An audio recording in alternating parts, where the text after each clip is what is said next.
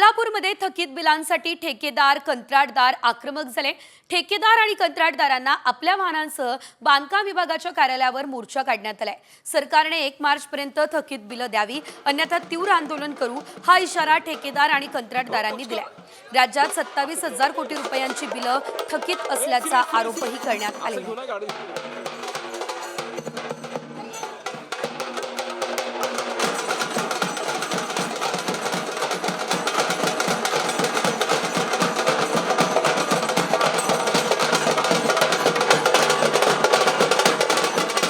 अधिकचे अपडेट आमचे प्रतिनिधी रणजित माजगावकर यांच्याकडून घेऊया। तर रणजित, आपण पाहतोय आता 1 मार्च पर्यंतचा राज्य सरकारला अल्टिमेटम देण्यात आलेला आहे। कंत्राटदार आक्रमक झाले, नक्की काय घडतंय सविस्तर?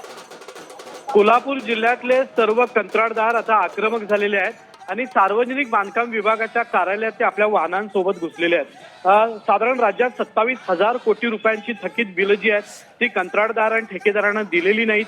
वारंवार शासनाला सांगून सुद्धा ही बिलं मिळत नसल्याच्या पार्श्वभूमीवर झोपलेल्या प्रशासनाला जागं करण्यासाठी ते वाजत गाजत या कार्यालयात आलेले आहेत आणि त्यांनी आता हे आंदोलन पुकारलेलं आहे। 1 तारखेपर्यंत सर्व बिलं क्लिअर झाली नाहीत तर 1 तारखेपासून तीव्र आंदोलन करण्याचा इशारा या कंत्राटदारांनी दिलेला आहे। राज्य शासनानं आणि मुख्यमंत्र्यांसकट सर्व मंत्र्यांनी त्यांना आश्वासन दिलं होतं, मात्र त्याची पूर्तता न झाल्यामुळे हे सर्व कंत्राटदार आता आक्रमक झाल्याचं चित्र आपल्याला पाहायला मिळत आहे। निश्चितच धन्यवाद दिलेल्या सर्व सविस्तर अपडेटसाठी। एकंदरीत आपण पाहतोय तीव्र आंदोलनाचा इशारा देण्यात आलेला आहे आणि कंत्राटदार जे आहेत ते सर्व आक्रमक झालेले आहेत। थकीत बिलांसाठी हे सर्व कंत्राटदार आक्रमक झाले असल्याचं आपल्याला बघायला मिळत आहे।